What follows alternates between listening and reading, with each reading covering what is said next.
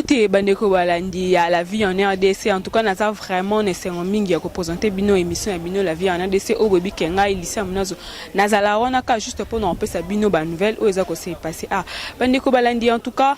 Na signalé bino ke awa ne bozo mona bato baza vraiment mingi awa banaza vraiment entouré na bato parce que naza ana kati ya clinique ngaliema da hôpital munene ya mboka na biso awa ne bisika oyo nzoto ya maman Kapi Matou donc moi si ya Matou Samuel oyo autaki kotika biso ya quelques jours nzoto na ye eza awa na morgue ya ngaliema alors lelo nde ezali bongo sorti ya corps na ye lelo nde to ye awa poto sani pona obimisa nzoto ya maman Kapi Matou nde ekobima lelo na clinique ya ngaliema en tout cas bandiko balandi mingi vraiment sur les athées ensemble na bino to ko découvrir parce que ba rumeur eza ko circuler un peu trop ba malobezo les calcador ba ma vraiment zo bimebele talaka nani frère na biso amné na mboka tous ces miliciens chrétiens mboka na biso Matou Samuel ayema bandi mebele mais il y a de cela baton ebele uti ko leka akufeli basi kaka oyaye en tout cas ça la vraiment malamu te malobezo lo ba vraiment trop zo ba vraiment trop il paraît que maman Kapi abeli il y a de cela un mois une semaine frère Matou a bombaki maladie à maman Kapi a ebisaki bandiko na été a ebisaki pe famille na été et un mois une semaine après des sœurs moko ya église a ko informer famille et c'est par la famille de ba ko sani ba ko kendeti na hôpital c'est par là maman Kapi a zoki un peu opportunité à expliquer ba famille na ndenge malade ne sa kinini ebandaki entre autres nda expliquer ba bo découvrant kaka na ba interview to ko sala awa et pas ya bandeko na et pas ya bato o baza awa na kati ya morgue awa nde tozana bango a alobi que non pourquoi kota kini lamba après papa Matou Samuel nde mutabomaki pourquoi na avec liputa et puis liputa o babomela ki pour ti lelo eza porté disparu et banité c'est par là maman Kapi singaki na bandeko na ye batu na frère Matou Samuel soki liputa oye abomela ki puku wana ya maman Kapi soki atiaki yango wapi po depuis ye pa kota hôpital amona nanu liputa wana te suite ya liputa wana a évité soki ekenda wapi et par après des maman Kapi ko sanini aye ko tika biso lelo yango yo moni makele zo salima a vraiment trop et puis auto remarqué sur terrain depuis to komi awa na kata morgue bazo boya ba famille donc membre famille ya maman Kapi bakota kuna place nzoto yende kuna bango ezali ya que Matou Samuel na ba frère mususu ndi bazo kota kuna parce qu'il y a vraiment de policiers je pense na bilili dimito bonganya zana a relaxa bino ndi marambo eza ko leka donc kimi vraiment a ezete bena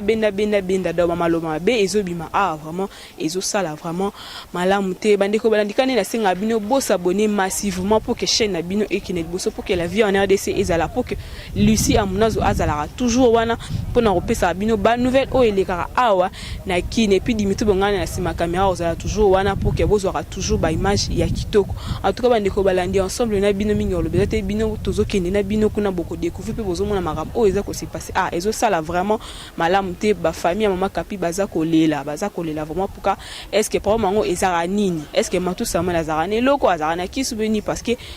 pour nini kaka yenda zo sani azokufela kaka basi azokufela kaka basi do palmarès eza ko continuer palmarès eza vraiment moulai en tout cas minga le besoin to continuer li solo eza non vraiment moulai to découvrir ensemble nini ko se passer awalelo. Bonjour maman journaliste. Okoy ko se présenter nga petite sœur ya Kapi moi na papa leki na bango propre ngande leki na ye. Merci beaucoup pour la question. Mardoché Akosi. Ozolanda. Akosi ça la teke parce que bazo babando sa meni na ACK. Mardoché so ki ayebinga. Ayebi botu so ki ke bozong sa nini na epa na ye. Mardoché at botu na ke o aloba ki ata petite sœur Kapi. Leki ya Moniko akufara libosa za na salon. Esika bana akuya. Bozolanda. Kapi abanda iko voyager te. Kapi atikala ko voyager te banda maladie ne banda. Kapi azalai na kati ya ndako. Kapi asali un mois na malade. Biso to ko yeba ki Kapi azobela. Une semaine avant ya kufa. Donc biso to yebi jeudi Kapi yokufa samedi. Mais asali déjà un mois na malade azoko sa pointe Kapi atikala ko voyager te. Ki biso te Matou air to tunye ke pointe informer biso te alobi wana eza makambo ndako na ye moi sinazo sa nini azobela. Est-ce que ezala kaka te nyonso ba yebisa famille. Moi yebisa famille ezala te parce que azala ki moi sinaye. Lina malade wana pendant un mois beliwana malade etikali komona na te malade etikali komona na te bati akosa ke médecin alobaki docteur alobaki basali be examen bakuti malade ata morote o graisse bakutaki graisse morote et le côté o munene c'est faux à chifo grande sœur ndenge azana akufi liwana ezokamusa biso bandeko na ye na malade ya grande sœur abandai ko liate mais azoya ka munene mutu pesé 110 kg akomo pesé 170 kg na hôpital. Est-ce que mutu munene ezaka kaye to mona bourgmestre na biso akasavu azalaka munene? Est-ce que munene yazala na grande même papa la sosa oui siko munene o grande sœur azalaki nango ezaki ya ndenge nini ye moko alobi ke te baleki nanga mama nanga nazokufa munene na ko nazalaka munene mais oyo babwakelinga munene ya kobwakela atuni bato atuni biso parce que azali na grande sœur na biso mususu atuni est-ce que liputa nanga babomelaki mpuku et papa mato azongisaki yango biso tuni liputa nini ezalaki na mpuku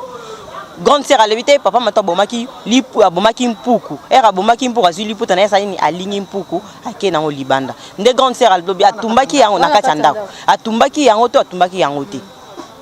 point d'interrogation biso na bino toyebite bon betela biso nanu histoire ya 2008 babi il paraît mama Kapi abande kokola na ndako te histoire ya kananga o ebimi lelo ezalaki pona ba soin pe kaka to ezaki problème non na 2008 abelaki lisusu sérieusement makasi bolinga na ibandeli na bolinga boyeba ki asali nini akufi mais tant koko na biso aye tant koko na biso aye abandai kosaka azoloba o nyoso ayebi liwa mwana ya koko na ngai na lingita koko na biso loba makasi nde grande sœur asali nini a s'établir ti to koma na 2019 ayo tika biso awa normal te parce que mutu nyoso abelaka malade mona naka mais ndeni yaye malade ezomona na te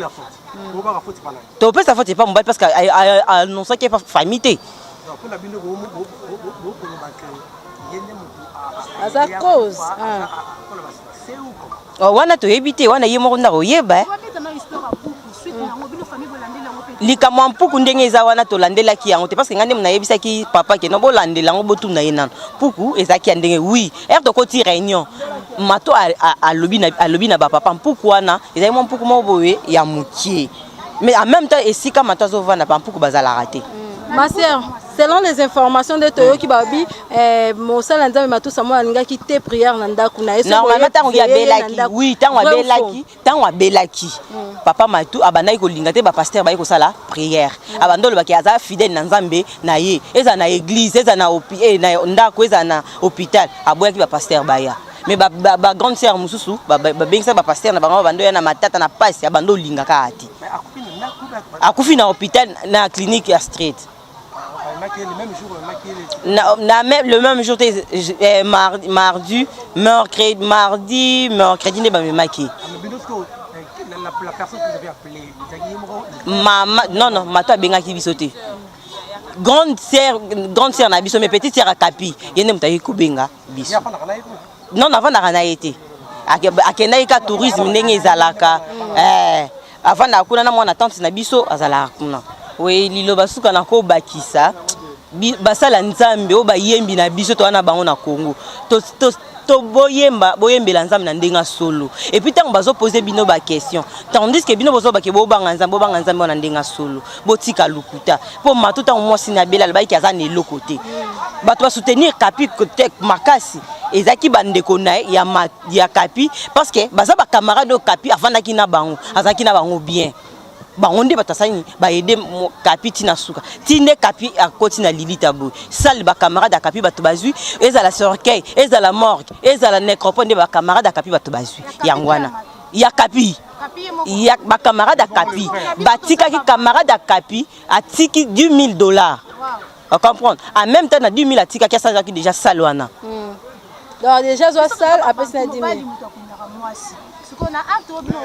biso to matu alobi bo to ba poser ba question corps ekobi marquant ezaki prévu ka les jours akufa ki wana semaine en to bimisa ye alobi nga naza na mbongo te nde ba camarade ba ikotika mbongo na semaine na un mois na tukalo yeba eloko to yeba jour à semaine na suko oya faison biso to apprendre net papa oya biso papa biso papa lekine o bokoli moi ça matusa ayiko yeba ngo mercredi tango ayebi mercredi alali kuna alali kuna asali prière ezaki gravement ayiko benga nga jeudi tete grande sœur na bino za malade azobela na banoke musala d'accord na sisi musala tokutani na mama na jeudi ozokende wapi non ko ba place grande sœur aza na hôpital tokomiti na hôpital à street na kuti grande sœur azaki l'état moko na koti to solo linaye était bonyo za bien na za bien na tune sœur ozobela nazobela mais malade ezomona na ti ozobela ni o nazo sanza kaka Ils ont des loges à Boyi. Pour que ce soit nos JT, nous sommes là, nous sommes sans. Tout vendredi, voilà jeudi, vendredi, papa m'a dit, il fallait voir qui c'est 8h. Papa m'a dit, 17h. Quand on a 17h, bah, il y a des gens qui sont là, qui sont là, et moi, on a 17h. Ici, on a continué à faire ça, tout solo l'inaï. Je pense que jeudi abandonne. Vendredi, puis à l'objet, tout solo l'inaï, très bien. Et comme on a 17h, mon balade. To vandi nae na moni mutasimbi suki nae azobenda na moni liboko moko na libumu nae ezoningana na tuni grande sœur camarade nae na lobi sœur problème eza ni tala ndenge azoningana liboko problème eza ni de to lobi na de na tuni grande camarade à grande sœur nanga na le bita soyo kamali na bita soyo kamali te on eza malili tala bien na moni misaki oyo tikali misaki tikali ndema na te ya bipetala na bimi bana bengi papa na hôpital papa tala def ya kapi alibi inspiration les habiletés inspiration les habiletés ba poti to linto sala prière papa mata kotina kata sai abengani biso na papa biso na bi jamais mata sama la kotikala ye moko na docteur mama yo fozo nga ukutana na poti otala 30 grande batikali maman kanyi grande sœur na mapu ba yo zo sa papa pour ça la prière mon grande sœur ça basali prière souffle les zongi ba bimise to to vandi libanda to longo na hôpital 23h azaki a 2h mais yo bomoni maladie pour sur yo na médecin comment ça fait yo zo bimozo ça bande kwa moi c'est que non ba kangi na nini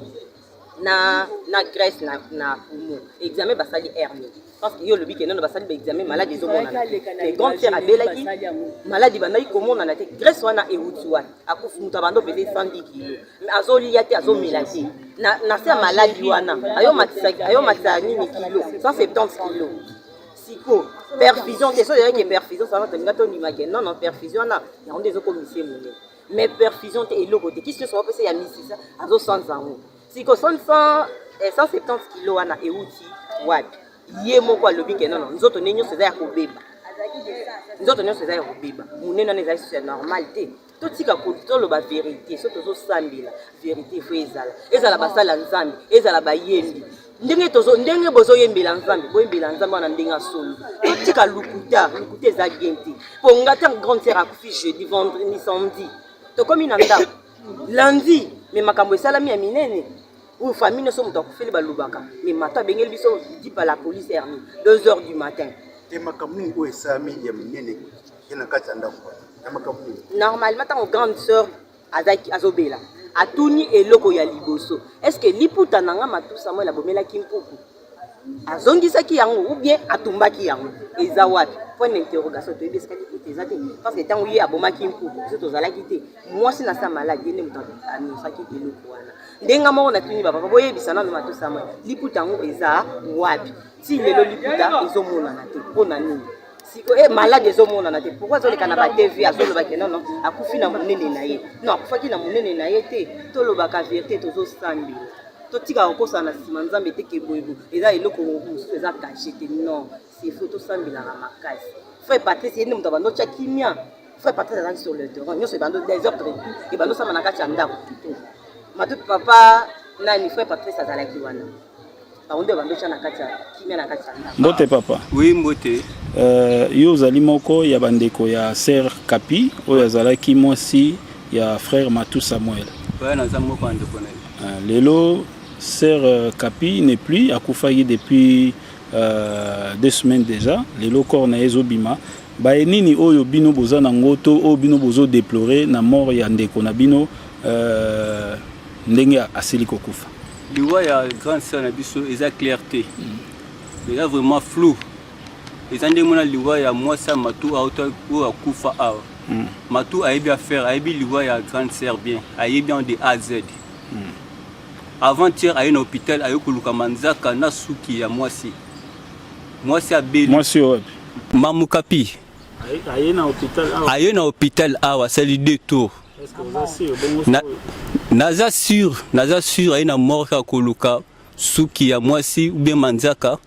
pour na akende ba asala bisala sala na ye tout makambo nyonso tozoloka tozo au courant nganga na Rosine oyo asalaka ke mwasi na ye ya mibala kufa toyebi nyonso tu wana ya tour toyebi te Rosine aza nganga Rosine bo toyebi te so akende api oyo ya tour toyebi te so ake pa na est-ce que yo yebi information na ye ndenge nini est-ce que yebaki ye toyebi nde na ngiringira ndafa na ngira akima ngiringi mpona nini nyonso tu wana toyebi na ngiringiri toyebi nyonso tu oyo tour place ake toyebi te exactement nini oyo esali lelo mama Kapi akufa selon bino famille boyebi nini maladie nini to esalama ndeni ti lelo tozoyeba te ya zoyeba yo mwasi akufika na munene na ye donc jusqu'au ti sikoyo tozoyeba te toza famille tovandi mpe tozotala mpe biso mpe réfléchir sikoyo information ya kozwa manzaka to suki ya mwasi na ye na morgue yo yoki yango wapi mpe prévention nini bino bozosala mpo esalema te bato ya morgue nde basignale biso bon biso mpe oza mpe média tokoloba mpe boye teke non mpo na esalama te tosala boye bon toza kaka mayele nzambe apesi biso yango mpe tozosalela toza biso kaka calme tozotala makambo nde ezoleka kaka mais baide na nyonso tu makambo nyonso tu azosala toza deja courant toyebi nyonso tu ti ayaki na morgue ayoluka manzaka nyonso tu toyebi nini bokoki kopesa comme conseil epai ya basi lokola bamusicien mosusu oyo batikali to oyo bino boza koestime ke bapratikaka to bazoboma basi conseil eza ke moto azomona makambo nde ezoleka donc moto azopuni nzela na ye soki olingi nzela ya bien kaka yo soki olingi nzela ya mabe kaka yo eza makambo ya bolingo soki olingi mobali na mabe na ya malamu eza yo moko mobali mpe soki olingi mwasi na mabe na malamu conseil nga nakopesa eza wana donc bolingo apekisaka te ke no boye na boye tozonga mwa nsima moke tomonaka mama Kapi à un certain moment foza 2013 ou 2014 ayaka alobaka bamakambo ebelebele sur frère Matou nini ezongisaka ye nsima mpo bazala toujours na relation mpe bapropos na ye ezalaki mpo na nini mais toujours so eza aveuglement mpo moi ça décide déjà alongwa na ye asala divorce mais un moment ayoko changer kaka boye te avanda donc le était toujours aveuglé. Et là, on y a déclaré. Il a déclaré qu'il y a poussé par Nini pour que famille. Na acte salamaka ya okuté na mwasi mususu na ndako mwasi asala déplacement. Après atamisala ya obenga ye kino a côté oza kuna mato akwesi mwasi mususu na ndako kale même ndako ba souffrir na mwasi kale même mbeto bala na mwasi. Nyoso bino bozo ko boye bien. Nditi ayo zonga aloba biloko wana. Il y a secret na bango secret mobali et information toujours soit disant azana kintude abala na mboka na bango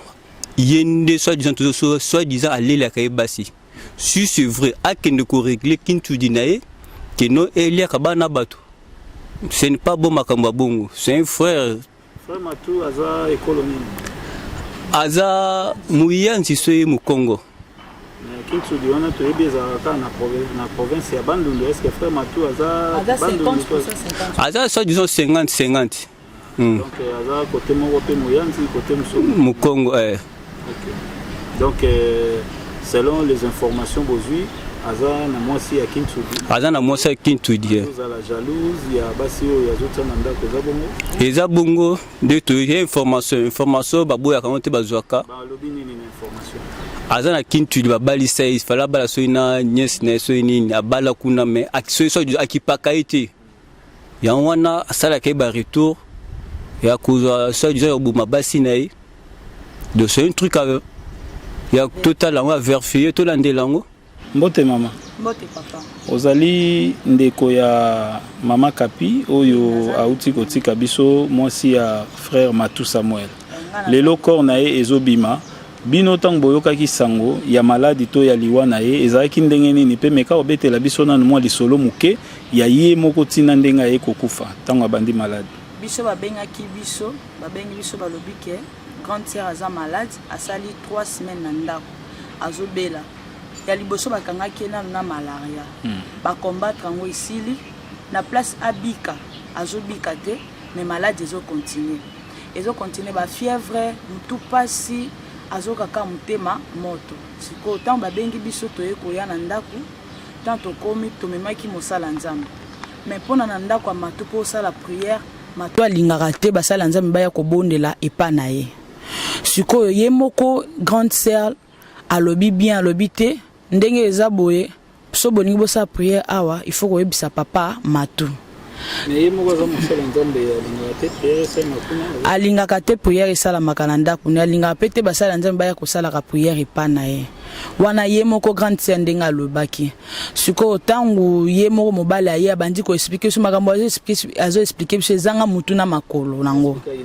azoexplike oyo kutu ndenge eza wana na ememaki na hôpital bapesaki bakisi oyo kutu bozomona eza moke maladi bomona eza moke maladi oyo abelaka liboso ezalaki makasi makambo akala eseleka me ya bandaki kobeta biso masolo ye na ya kala oyo maladi akala oyo eseleka wana nde mama ye koyebisa yebi ndenge eza boye tokosala priere na kati ya ndako priere esalamaki na kati ya ndako wana na butu na butu ya mercredi wana jour aneni jour asuka oyo biso tozalaki epa na ye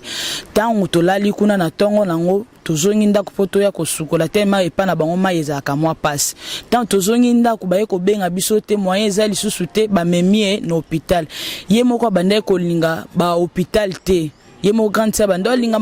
bamema ye na hôpital te mais ye mwa mobali na ye insiste ka tokende hôpital toye kolande na hôpital tant tokomi na hôpital bakangi ye na hôpital tofandi wana toyenga na ye kokuta grande sœur bazongise mai na ye na tuni yaya eza nini yango na eta oyo okomi boye eza nini ya bileki na nga nazokomprendre nazokoka kaka pema nga be eza maladi ekoleka abeza maladi ekoleka sikoyo nde tovandi wana biso no sotan tofandi ale nde ye munene ndeko niesi ya matu aye kokota wana ote nde tozinge bongo eza mabefu bo panzanga bite aza grande sœur na biso tant yozo bakende tozinge tozinga ete aza yaya tozoinga tosala prière monte bozinge bino nyonso eza mabe ngabite nata soki matu samola zobela bino sto boya po bosala prière bango batelemaki libanda tokota ki biso surtout na kati tant tokoti na ba camarades na ye azaki na hôpital Astrid pas docteur Chamala tango tovandi wana biso nyonso tobandi osolisa de façon ke asekata muke me pe maneza ki bien te o nyonso to bato bazoloba eza arrêt cardiaque eza arrêt cardiaque te akufi na arrêt cardiaque te o die moko docteur azo traité wana écart ya 2 jours po tolalaki jeudi tolali na hôpital vendredi ya na biso bande ko peser to memaki na hôpital bande ko peser 110 kg mais kaka na écart à 2 jours wana matisi 60 kg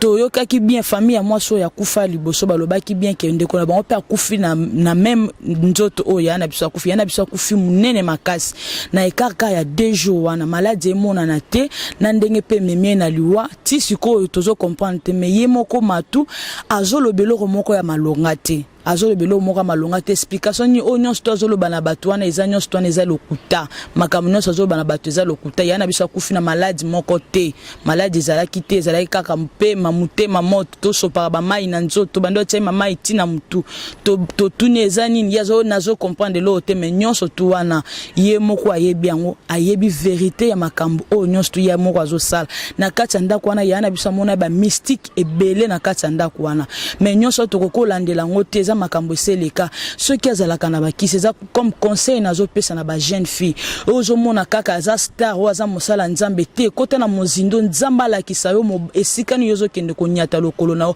pe mobali ni yozo ningo s'engager na ye matu samola aza un frère moko aza na bakisi na ye ba asa kota na ba loge na ye ebele nde zo tindika abo maka ba jeune fille il faut côté ya ba jeune fille pour lelo ya na biso tozolela oyo akoti na sama be na âge ya 38 ans nani yango kolinga abalisa mwana ne na mobali ya lolenge wana eza ndeti conseil nazo pesa ba jeune fille nyonso tu o bazolinga bakota na banda kwa mabala nazo benda bango matoyi matu samola za mobali ya malamu te nazo benda pe ba biso nyonso ba nen to balite avant ya kobala fona kotuna non nzambe a orienté yo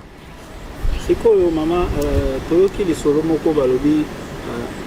sœur Kapi a parlé qui na liputa oyo soki babomaki mpuko oui eza ya solo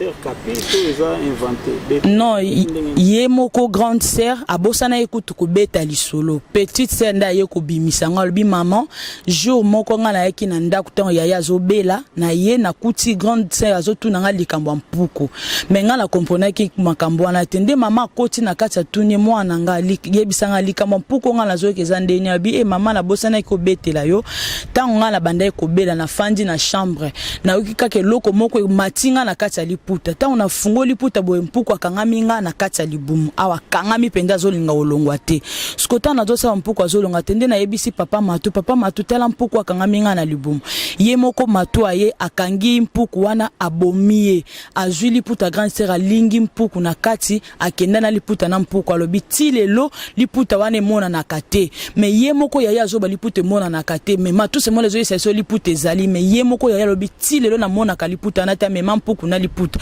boye bisanga ta bino moko vraiment ba ta ba star ango to bozolo ba ke bisinga na za star na za moyem na yembela kankolo est-ce que makambo nzambe ezala kana ndenge na lolenge wana so kaza na ba mystique na ye aluke sika mosusu obando sala azana bana boti bana est-ce que ya kolinga vraiment mobali moko ya balele mwana liele mwana akotikala kolinga ngote ndenge moko pe ya kotikala ngene ndenge moko biso pe tozoli kotokoki kondima iloko alolenge ote Frère Matuna maman Kapi baboti bana boni baboti bana misato. Ok, merci beaucoup. Na ebite so ni moko ko bakisa na message na yo kona. Na bakisika na eloko moko na lobi kaka ye moko avouer lo ba makambu nyonso tu oya ye ayebi ku oya yebi ke asala na kati ya nzoto ya na biso aloba ngo yango tant batu bazolo lobaka yango ya ko loba vérité après à la longue ce qui problème moko ye ko komela ka plus tard na bando sala batu mabe ezala malamu te toza batu to sambela ngape na moyembi na yembela kanzambe ye mo penda zana za moyembi ayebi kete na zita moyembi eloko bwenzamba lingaka te soko yebi kazana magie noire yango ya kobanda kotika ce qui plus tard nzambe wana alinga longola molimo alongola abotola epema oye nzamba oye moko nzamba pesa kai ekozala malamu te po yepe lelo yaya na biso tiki bana yepe un jour akotika ka ba oya ye. Est-ce que vous avez une information moko bozui a na batu ya mort to na nini awa pour na présence ya frère Matu na absence ya famille to nini parce que ça peut normal azali moi aussi na ya boyi ko ya tam susata la évolution est-ce que corps et baby to ba policier to nini est-ce que j'ai un message moko a Josu message ya batu ya morgue balobi frère Matu atindi famille na ye à 3 reprises ba ye ba ya ko kata esuki na manzaka. Donc Matu Samuel azana posa bakata mwasi suki na manzaka po ye akende ko sala bikila kilane akanga esprit na ye esprit ya mwana nzambe bakanga angote yo abomi kaka nzoto me abomi nde molimo te.